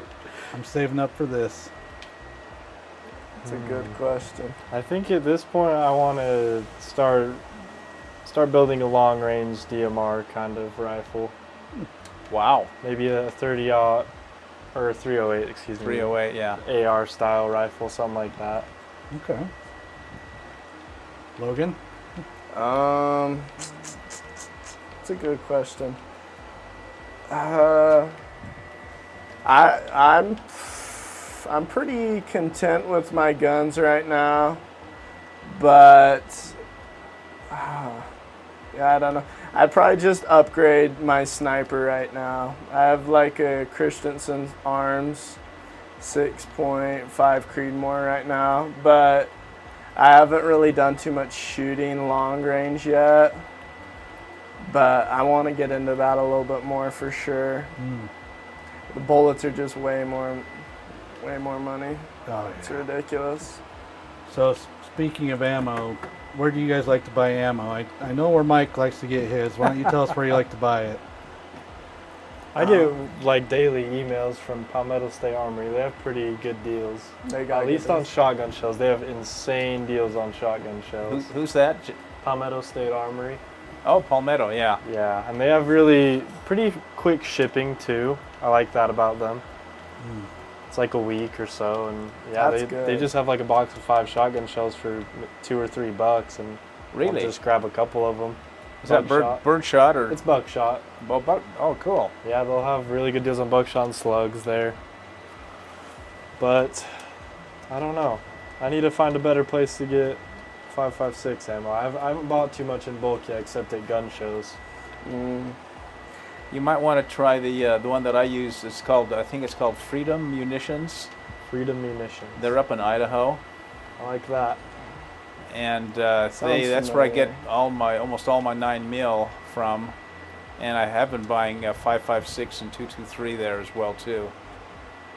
And they usually do deals on shipping, so you don't get killed on shipping. Those are the ones we've shot at the range, right? Then coming Yeah, out black box. Those are mixed head stamps, yeah. They're You have both. You can get remans or you can Okay. get the new ones. Oh, okay. I've never had a problem with the remanufactured. So for 9mm, I've never used their 223 or 5.56, but the 9mm I've never had an issue with the remanufactured. Okay. But I'll have to check out their 5.56. My AR has taken anything I've fed it, so we'll see. Yeah, But- good. And what's the site you like to go to, Mike? What's that? What's the site you like to go to? So I'm pretty sure it's called Freedom Munitions, Yeah. Freedom Munitions. and they bought out a company called LAX that used to be in California, and for certain reasons they left California. Oh, But so they still sell it under the brand, but the prices are exactly the same. That's good. But their pricing is really, really competitive. You know, occasionally, and that's their standard pricing. You'll find some deals that'll beat them, but you have to wait for those deals to pop up. Whether it's, you know, I bought some stuff from PSA as well too, Palmetto State, and sometimes you get the guys like Classic and stuff like that that'll have deals on ammo, but a lot of times the shipping kind of kills it. Mm-hmm. yeah, it does. Or it's really expensive shipping for a lot of those. Oh, yeah. online That's what places. I've been noticing too. Like $30, $40. They have a deal right now on a little Ruger 1022, the basic one with the wood stock for $185. And I thought, that price, I ought to buy it. Then I put it in the cart and looked at the shipping. They wanted $40 to ship it. Ugh. Oh heck no! So much for the savings. Yeah, no, it's horrible. And you already know it's not going to get there for 3 or 4 weeks. Probably, yeah. Oh, Mike, did we ask you what your next gun purchase would be? I'm probably thinking right now. I'm looking at getting a nice 308. Okay. I'd love to go to a 50 cal and get like a nice Barrett or something like that, but it's I'm just not willing to spend that kind of money right now. You're looking at a couple $1,000, but you can get a really decent 308 to do something longer than you would with an AR-15 as far as long distance shooting. So I think 308. I've got you can always buy another handgun, you know. Of course. But you only have 2 hands to shoot them with. So Love it. No, that'd be fun. I do want a revolver. I've been thinking about that a lot, but that's something I think I just need to sit and wait and get when I'm older and mature. It's not practical. You need some time. Yeah. Gabe, I'll tell you this: I have never fired a revolver in my life. With all the Never. shooting that I've done, never fired a Seriously? revolver. I've That's done it one crazy. time and I was hooked. It felt so accurate. I've never felt more accurate with a handgun than shooting a Wow. revolver. Yeah, I'd like to try it. I keep seeing them, and I think maybe I'll just buy a little 22 and start with that. And then I go, no, I've got plenty of 22 handguns. Let's try something with a little more beef to it. Oh yeah. Then you start looking at the 357 and the 40 Magnum. I think that's what I shot was a 357. It was just a Taurus, but it had a really Was it long. Tanner's? Yeah, it was Tanner's. Really long barrel, really nice sight radius on it, and the trigger was beautiful. I love the trigger on it. Yeah, I for like some that. reason the trigger always looks like it's a real hard pull. An 8-9 pound pull. Yeah. Well, it had a double action feature too. So Oh, okay. Did it have with those big, like, 8-inch flames that come out the barrel? I couldn't see it probably. did. Though. Yeah. I was at the gun range once, and the guy pulled out this gigantic, biggest revolver I've ever seen. Hand cannon. Yeah, it's just a massive hand cannon. Just every shot, just this massive flame coming out. The end. I think a 357. It's about the same diameter as a 9mm. I think it's just a bit longer, a bit more powder. If I'm not I think so. wrong. It Maybe might be a tidbit Yeah, I think so, skinny. Gabe. A heavier projectile, a little bit heavier, but not by much. I don't Yeah. think. Still I think it's crazy. maybe a little bit thinner, Uh huh. but yeah, no. It's pretty wild, the guns that are out I there. want to try firing one of those big bear bore revolvers, something humongous. 357 Magnum. Something crazy. Yeah. Well, I have fired a 50 cal. What were the ones that we had out of Israel? What's the brand? I can't figure it. And that was at night. And that shoots flames. It's ported, so the flames go out to the side. That's pretty cool looking. It's like a hot rod of. And the guy I was with was going to use that. Had a scope on it. We were deer hunting, and he was deer hunting with it. Jeez. But That's so crazy. Deer hunt with that? That's crazy. Yeah. The deer survived. Had a big sight on it, big Leopold sight on it, and Thing probably was just dust. Ground deer. he never got a shot off all the time we were together at a deer. we didn't see a deer. Still. They could sense it. Yeah, it sensed the gun. Yeah. They all just went back to bed. Oh, geez. All right. Well, we've got 5 minutes left.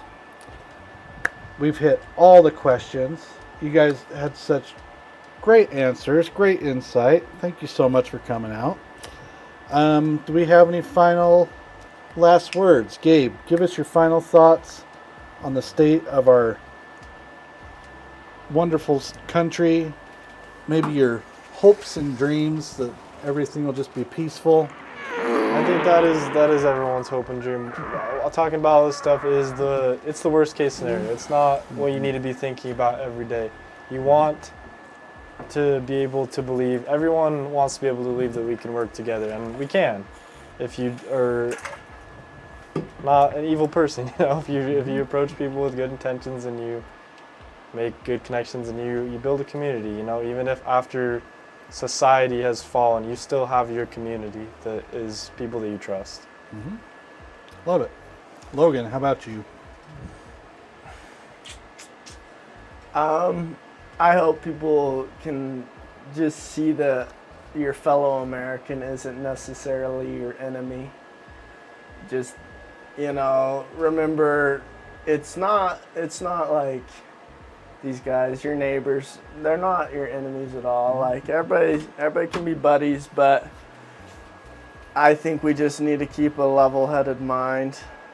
But it really just depends on what happens next. Anything can happen, but just being prepared, that's all you can do. And don't even stress. Like, I have zero stress for anything that's coming. Like, I'm not really worried at all because I've been trying to prepare and stuff.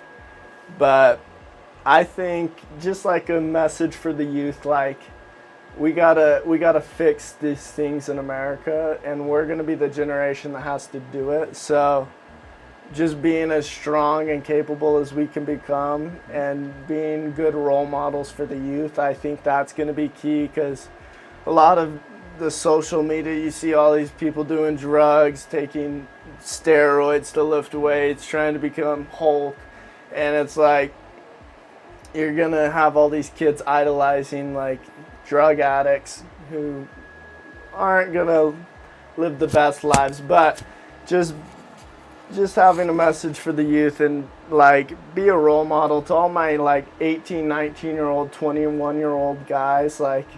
If a draft comes, we're gonna be the first up. Yeah. So let that sink in. You can't have a beer yet, but you're gonna go fight and die for your country. Yeah. But yeah, I think we just gotta be level-headed, and the youth need to realize we gotta fix this. It's not gonna be our parents. It's not gonna be the elderly people nowadays. We're gonna have to come in and fix it. Yeah, have some hope, right? Yes, yes. Be a future looks bright. Shining bright. Mike, how about you?